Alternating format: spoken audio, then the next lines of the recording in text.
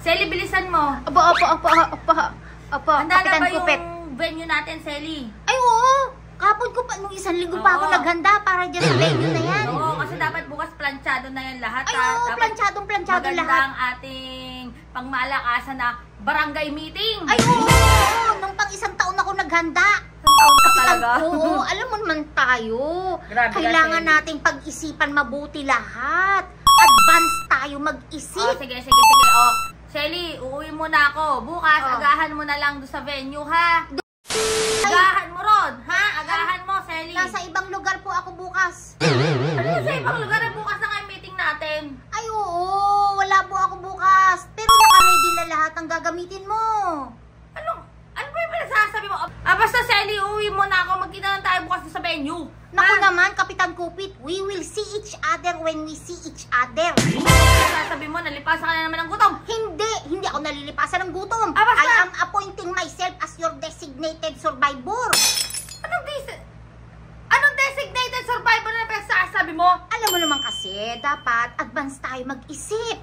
Pangmalawakan ng ating iniisip. Alam mo, Selly, kakapanood mo ng kung ano-ano sa TV, kung ano-ano na yan nasa isip mo.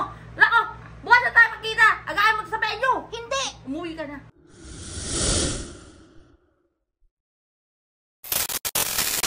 Hello mga kabata helmet, syempre today sa Berber Happy Day. Sa lahat ng mga bagong pasok sa channel to, please don't forget to click the subscribe button ng tiny bell para like updated sa lahat ng mga para sinasawsawan namin ni Bichuga Park.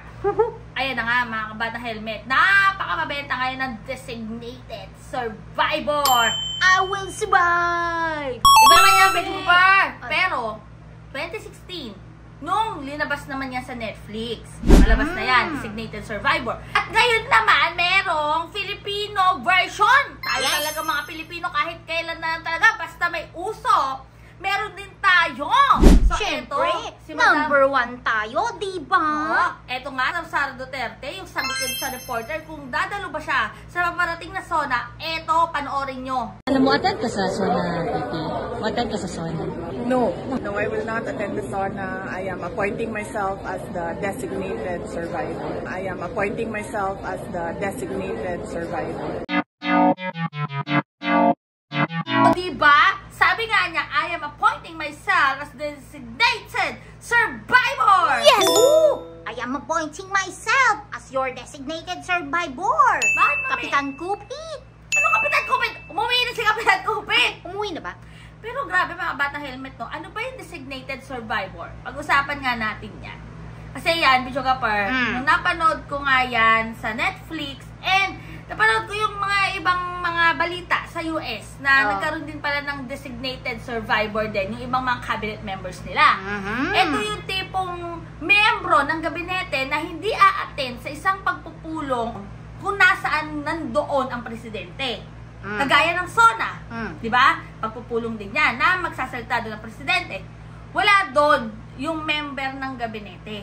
Tapos? So, siya yung parang designated survivor na anything, kung may mangyari man, Bichuga Park, during that pagtitipon, programa, siya yung tatayo as acting president.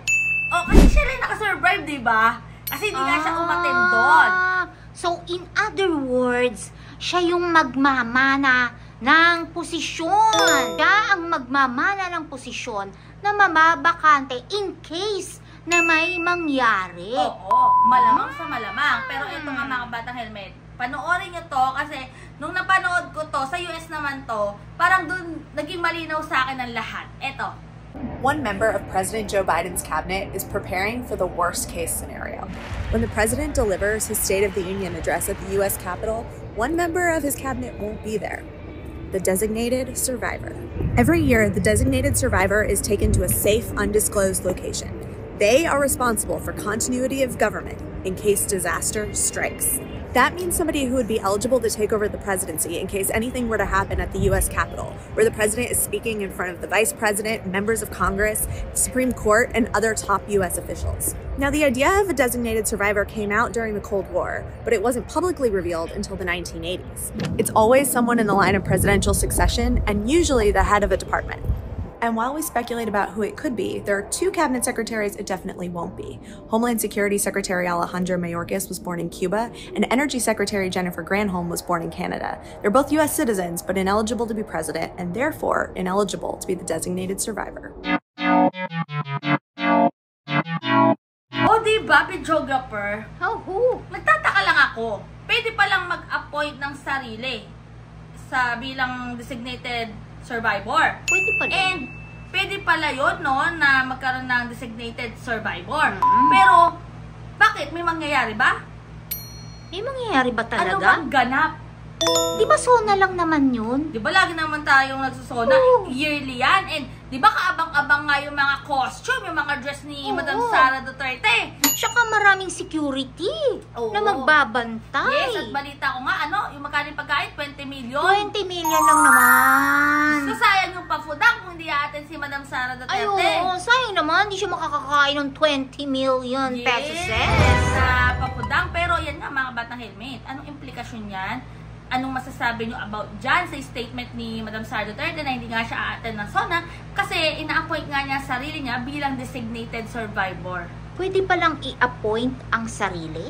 At saka, videographer, may mangyayari ba? Ano bang ganap? May magaganap ba? Anong mangyayari naman?